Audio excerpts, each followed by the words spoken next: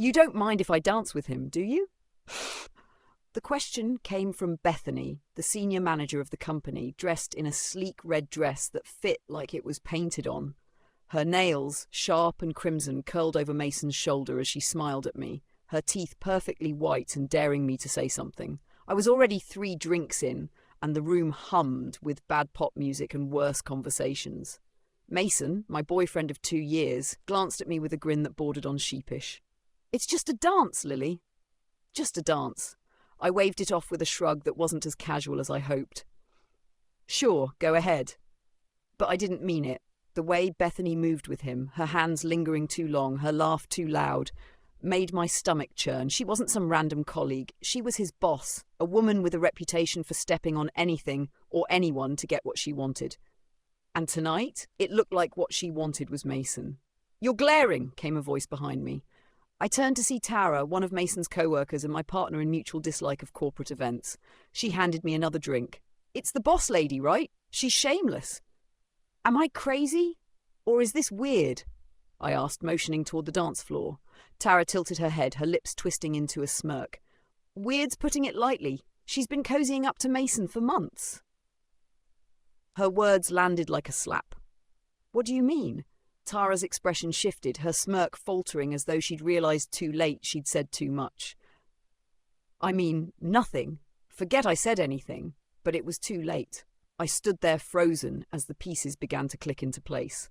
The late nights he'd explained away, the extra work trips, the sudden influx of expensive gifts he insisted he got on sale. It wasn't until I saw Bethany's hand slide down Mason's arm, her nails trailing like she was marking her territory, that I knew. Tara's voice was barely audible over the music. "You should ask him about his special projects with her." The room spun, not from the alcohol, but from the truth unraveling all around me. I didn't wait for the song to end. My heels clicked sharply against the floor as I crossed the room, my heart pounding with a mix of anger and adrenaline. Mason's back was turned to me, his attention fully on Bethany, who was now leaning in close enough to whisper in his ear. "Having fun?" I asked, my voice sharp enough to cut through the music. Mason spun around, his eyes wide with surprise, while Bethany just smirked, completely unbothered. "Lily?" "Hey," Mason started, but I held up a hand. "Save it. You've got some explaining to do." Bethany's smirk deepened as she took a slow sip from her glass. "Oh, this is about me, isn't it? You're not jealous, are you, sweetheart?" Jealous? My blood boiled at her condescension. I think I have every right to be when my boyfriend's boss is hanging off him like a damn scarf. Mason stepped between us, his hands raised as though trying to defuse a bomb. "Lily, you're overreacting. It's nothing, I swear." I crossed my arms, glaring at him. "Then tell me why Tara just hinted that you and Bethany have been spending a lot of time together." Bethany laughed, a low, amused sound that made me want to throw my drink in her face. "Oh, Tara, she really needs to mind her own business." My eyes snapped back to Mason. "Is it true?" He hesitated, and that split-second pause was all I needed. "It is true," I said, the words tasting bitter on my tongue. "Lily, it's not what you think." He stammered. "I swear, it was just what?" I demanded, my voice rising. "Just a fling? Just harmless fun? Tell me, Mason, what exactly was it?" Bethany tilted her head, her smirk fading slightly as she watched him struggle to respond. "Oh, Mason," she teased, her tone dripping with fake pity. "Don't tell me you didn't mention our arrangement." The room felt like it had dropped 20 degrees. "Arrangement?" I repeated, my voice icy. Mason looked like he wanted to sink into the floor. "Lily, I was going to tell you." I didn't let him finish. "You're unbelievable." I didn't wait for Mason to stumble over more excuses. The tightness in my chest turned into a fiery knot of rage, and I refused to let it stay trapped. "Tell me something, Mason," I said, my voice steady but dangerous.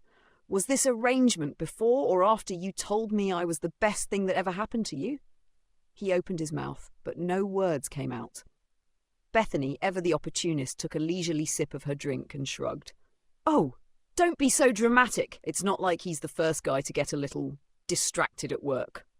"Distracted?" I repeated, my voice rising. "You mean manipulated? You're his boss, for God's sake." Bethany laughed, a sharp, cutting sound. "Oh, sweetie, don't flatter him. Mason's a grown man who knows how to make his own choices. Isn't that right, Mason?" He looked trapped between the two of us, his face pale. Bethany, you're not helping. Helping? I snapped, cutting him off. Helping? Mason, she's not the one who promised me everything and then threw it away for a cheap office fling. That's on you. Bethany rolled her eyes, clearly bored now that the drama was in full swing. Well, this has been entertaining, but I think I'll leave you two lovebirds to sort out your little spat.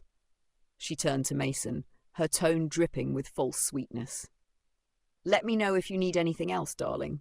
She walked off, her hips swaying like she owned the room, and I felt the urge to throw something at her retreating figure.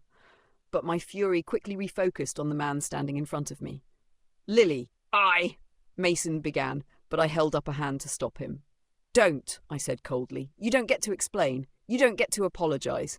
You made your choice, Mason, and now I'm making mine. I grabbed my clutch from the table and turned on my heel, my heart pounding as I walked toward the exit. Lily, wait, he called after me, but I didn't stop.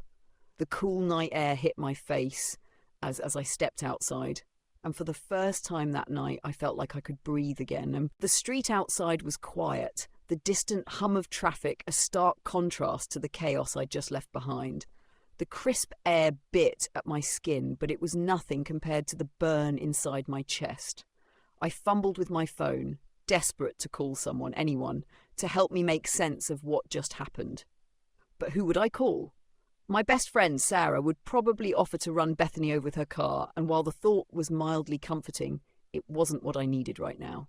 Lily, I froze, his voice. He had followed me out. Go back inside, Mason, I said without turning around. My voice was steadier than I felt. You've got a party to enjoy, remember? Please, just let me explain, he said, his tone desperate. I whipped around, my anger flaring all over again. Explain what, Mason? How you lied to me? How you cheated on me with your boss? Or how you stood there spineless while she humiliated me in front of half your co-workers? He flinched but didn't step back. It wasn't like that. It's not what you think. Oh, really? I cut him off, my voice rising. Because from where I'm standing, it looks exactly like that. He ran a hand through his hair, his frustration palpable. It was a mistake, Lily. It happened once, no twice, but I swear it didn't mean anything. I laughed bitterly. Twice? Wow, what a comfort. That makes it so much better, Mason. Thanks for clarifying. I love you, he said, his voice cracking. I messed up, but I love you. Doesn't that count for something? For a split second, his words hung in the air, and I saw the boy I fell in love with, the one who made me laugh until I cried, who held me when I thought the world was falling apart. But then the image shattered, replaced by the cold reality of his betrayal.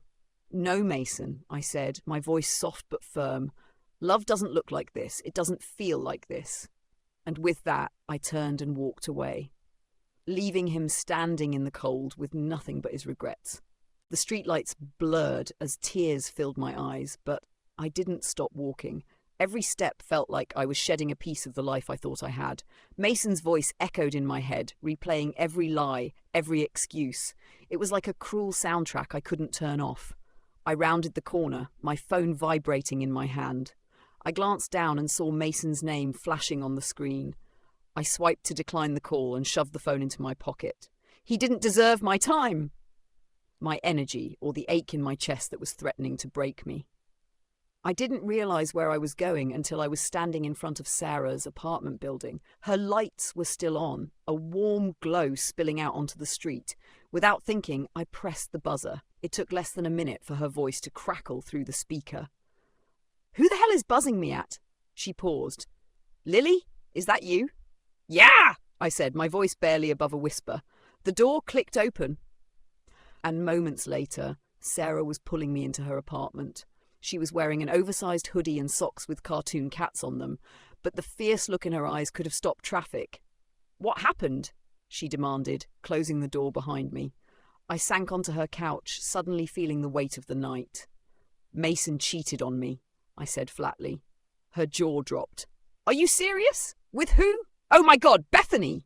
I nodded, and her face twisted into a mix of disbelief and rage. That snake, I knew there was something off about her. Always so smug, and Mason, ugh, what a piece of garbage. She sat beside me, handing me a glass of water. Tell me everything. I recounted the night in painstaking detail, from Bethany's smug little smirk to Mason's pathetic excuses. Sarah listened, her eyes narrowing with every word. When I finished, she leaned back and crossed her arms. You know what you need? Therapy? I guessed, half joking. Revenge, she said, her grin sharp and wicked, and I've got the perfect idea. I raised an eyebrow, intrigued despite the emotional roller coaster I was riding. Revenge? What are you talking about? Sarah leaned forward, her grin widening. Mason and Bethany think they're untouchable, right? They're used to getting away with this kind of crap. But we're not just going to let them walk all over you. We're going to flip the script. I shook my head, my emotions still raw. I'm not really into playing games, Sarah. I just want to move on. And you will move on, she said, her tone firm. But not before you take back your power. Look, revenge doesn't have to be some dramatic burn-it-all-down thing. It can be smart, subtle, something that reminds them they can't mess with you and get away with it. I hesitated. What do you have in mind? Sarah's eyes sparkled. First, we're going to expose their little office romance. Trust me, the company's HR department would love to know that the boss is sleeping with her subordinate. Not only is it unethical, but it's probably against company policy. I blinked. You're serious? Dead serious, Sarah said, leaning back and folding her arms. And while we're at it, we'll make sure the right people find out. Maybe the higher-ups, maybe the other employees who've had to deal with Bethany's nonsense. I bit my lip, the idea both thrilling and terrifying. What if it backfires? It won't, because you'll stay out of it. I'll be the anonymous whistleblower, Sarah said, her confidence unshakable. Meanwhile, you'll be busy living your best life. Post some killer photos on Instagram, go to that party you've been avoiding, let them see what they lost.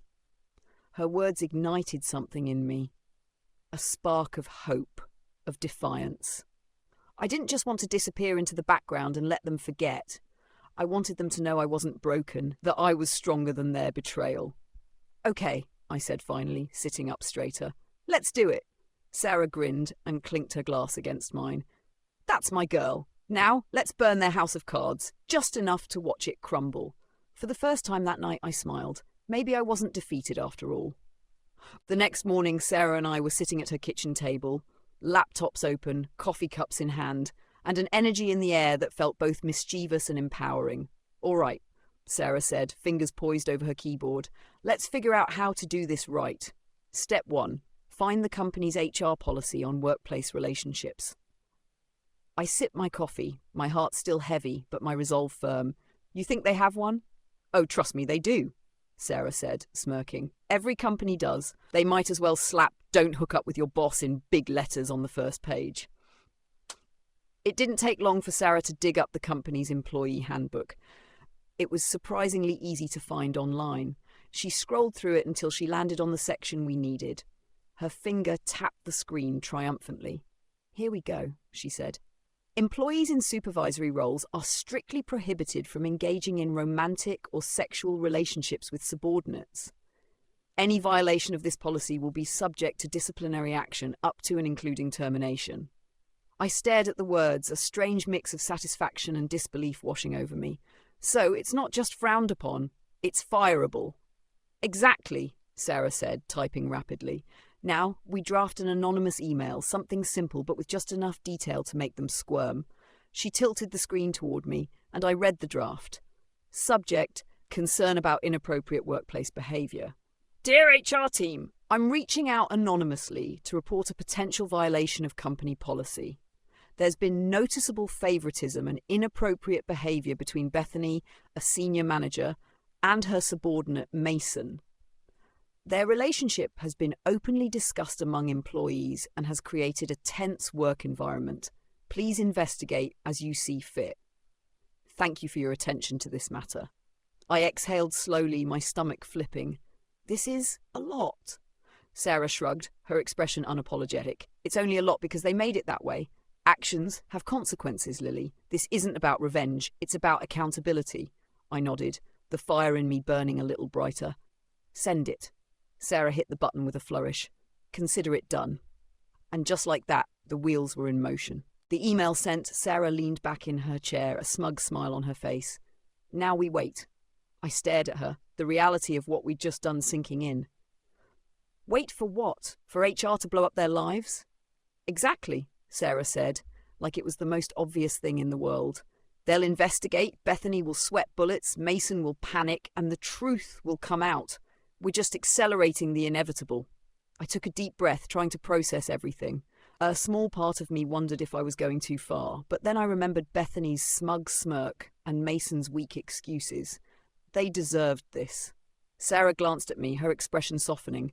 "Hey, you okay? You look like you're second-guessing." "I'm fine," I said quickly. "It's just a lot to take in. I've never done anything like this before." "That's because you've never been betrayed like this before," Sarah said gently. "It's okay to feel weird about it, but trust me, you're not the bad guy here." "They are," I nodded, taking another sip of coffee. "What now?" "Now we focus on you," Sarah said, her tone brightening. "Bethany and Mason will dig their own graves. You, on the other hand, are about to thrive." She pulled out her phone and grinned. "Let's start with your Instagram. We're going to curate the most badass, unbothered post-breakup glow-up the world has ever seen." I laughed, the tension in my chest easing for the first time in hours. "You're ridiculous." "Ridiculous but effective," Sarah said, snapping a picture of me holding my coffee, the sunlight streaming through the window catching my hair just right. "Perfect. Now caption ideas. Something subtle but sharp." "How about cheers to new beginnings?" I suggested, surprising myself with how much I liked the idea. Sarah gasped. "Yes, simple, classy, and it'll drive Mason insane. He'll wonder if you're heartbroken or thriving, and we both know which one is true." I smiled, a small but genuine one. Maybe this wasn't just about revenge. Maybe it was about reclaiming myself, piece by piece, and for the first time, I felt like I was winning. Over the next few days, life became a balancing act between moving forward and keeping one eye on the chaos we'd set in motion. Every morning, Sarah would text me updates from her covert operation, which mostly involved asking around the office grapevine. "Guess what?" she said one evening as we sat on her couch, scrolling through Netflix. "Bethany's been acting weird, like stress smoking in the parking lot weird." "Good," I said, trying to sound indifferent. In truth, I felt a small rush of satisfaction. It wasn't about schadenfreude. It was knowing that people who thought they could treat others like disposable playthings were finally being held accountable. "And Mason?" I asked, almost hating myself for caring. Sarah smirked. "Oh, he's been quieter than usual. My source says he looks like a man waiting for a piano to fall on his head." "Perfect," I muttered, leaning back into the cushions. But just when I thought the fallout might play out in the background of my life, things escalated. A call from an unknown number popped up on my phone that night. Normally I'd ignore it, but curiosity got the better of me. "Hello, Lily, it's Mason." I froze. His voice sounded strained, almost desperate. "What do you want?" "Listen," he began, his words tumbling out quickly. "I know things ended badly, but I need to ask you something. Did you talk to HR about me and Bethany?" My stomach tightened. So the investigation had started. I leaned into my best poker face, even though he couldn't see me. "Why would I do that?" "I don't know," he said, his voice rising slightly. "But someone did, and now Bethany's freaking out. They're asking questions. It's bad, Lily." I swallowed the urge to laugh at his panic. "Sounds like a work issue. Maybe you should focus on your special projects and leave me out of it." "Lily, please," he said, almost pleading now. "If you did this, just tell me. I'm already under enough pressure." I cut him off. "Not my problem, Mason. Good luck." And with that, I hung up, feeling lighter than I had in weeks. The dominoes were falling, and I wasn't about to stop them. The days that followed felt like watching a slow-motion car crash, one I had no intention of stopping. Mason didn't call again, but Sarah's updates kept coming, and they painted a vivid picture of the chaos unraveling in their office. "Bethany's been pulled into 2 meetings already this week," Sarah said, barely able to contain her glee as she plopped down on my couch one evening. "Word is the higher-ups are not happy." "And Mason?" I asked, because of course I did. "Still walking on eggshells. He's probably praying Bethany doesn't throw him under the bus." I nodded, trying to push the thought of Mason from my mind. I didn't need to dwell on him anymore. My life was slowly stitching itself back together. Sarah wasn't wrong about the glow-up. My Instagram was a carefully curated mix of coffee shop photos, nights out with friends, and shots of me looking happier and freer than I'd felt in a long time. It wasn't entirely an act. I was starting to feel more like myself again, but I also knew Mason was probably checking every post, overanalyzing every caption. One morning, as I scrolled through my feed, a message popped up in my inbox. It was from Tara. "Hey, Lily. I don't know if you've heard, but things are blowing up at work. Bethany's been suspended, and Mason, well, he's not exactly Mr. Popular right now. People know. Just thought you'd want to know you're kind of a legend around here." I stared at the message, a mix of emotions swirling inside me. Relief, satisfaction, and something else I couldn't quite name. I typed back quickly, "Thanks for letting me know, Tara. I hope things settle down over there soon." Her reply came almost instantly. "They will. You did the right thing, by the way. Everyone's been walking on eggshells around those two for months. It was overdue." I smiled to myself, closing the app. For the first time since that awful night, I felt something close to peace. And just as I was beginning to believe I could finally leave it all behind, Mason showed up on my doorstep. When I opened the door and saw Mason standing there, I felt a surge of conflicting emotions: anger, pity, annoyance, and maybe just the faintest hint of curiosity. He looked dishevelled, like he hadn't slept in days. His usual confident demeanour was nowhere to be found, replaced by something almost desperate. "Lily?" he started, his voice raw. "Can we talk?" I leaned against the doorframe, crossing my arms. "Talk about what, Mason? How you wrecked everything we had? Or how you managed to ruin your career too?" He flinched, but he didn't leave. "I know I deserve that," he said quietly. "I screwed up. No, I destroyed everything. But I need you to know how sorry I am. I know it doesn't fix anything, but I've been miserable without you." I narrowed my eyes. "You're not here because you're miserable about losing me. You're here because your little affair blew up in your face, and now you're dealing with the consequences." "That's not true," he insisted, stepping closer. I miss you, Lily. You were the best thing in my life, and I was stupid. Bethany, she meant nothing to me." I scoffed, shaking my head. "She meant enough for you to risk everything we had, twice, if I remember correctly. So forgive me if I don't believe your sudden epiphany." Mason ran a hand through his hair, frustration etched into his face. "I made a mistake, a huge, unforgivable mistake. But I love you, Lily. I never stopped." I looked at him, my chest tightening, but not in the way it used to when he said those words. This time it was like my body was rejecting them, like they were hollow and meaningless. "You're right about one thing," I said, my voice steady. "It was unforgivable." For a moment he looked like he might argue, but then his shoulders sagged. He nodded, his eyes downcast. "I understand. I'm sorry." "Good," I said, closing the door gently but firmly. As I turned back toward my apartment, I realized I wasn't sad, I wasn't angry, I was free. Closing the door on Mason felt like closing a chapter of my life, a messy, painful chapter that I could finally leave behind. The weight I'd been carrying for weeks seemed to dissolve, leaving behind a clarity I hadn't felt in years. Sarah came over later that night, armed with takeout and a bottle of wine. "So," she said, plopping onto the couch, "did you hear the big news?" I raised an eyebrow, curiosity piqued. "What now?" She grinned, clearly enjoying herself. "Bethany officially resigned. Word is, the investigation wasn't going in her favour, so she jumped ship before they could fire her." A laugh escaped me before I could stop it. "And Mason?" Sarah's expression sobered. "Still there for now. But his reputation? Completely torched. Nobody wants to work with him. They're already talking about transferring him to some back office role. You know, out of sight, out of mind." I nodded, a small sense of justice blooming in my chest. It wasn't about revenge anymore. It was about knowing that people like Mason and Bethany couldn't keep taking without consequence. "You okay?" Sarah asked after a moment, studying me. I smiled, a real one this time. "Yeah, I think I am." "Good," she said, lifting her wine glass. "Here's to fresh starts." "To fresh starts," I echoed, clinking my glass against hers.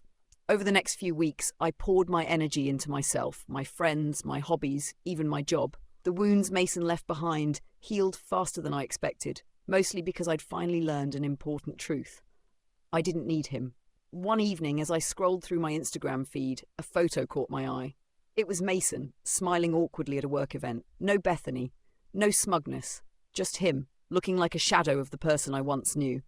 For the first time, I felt nothing, no anger, no sadness, just indifference. I closed the app and set my phone down, my heart light. Mason was part of my past and my future. That was mine to write. As Sarah always said, sometimes the best revenge isn't revenge at all. It's moving on, and I was already miles ahead.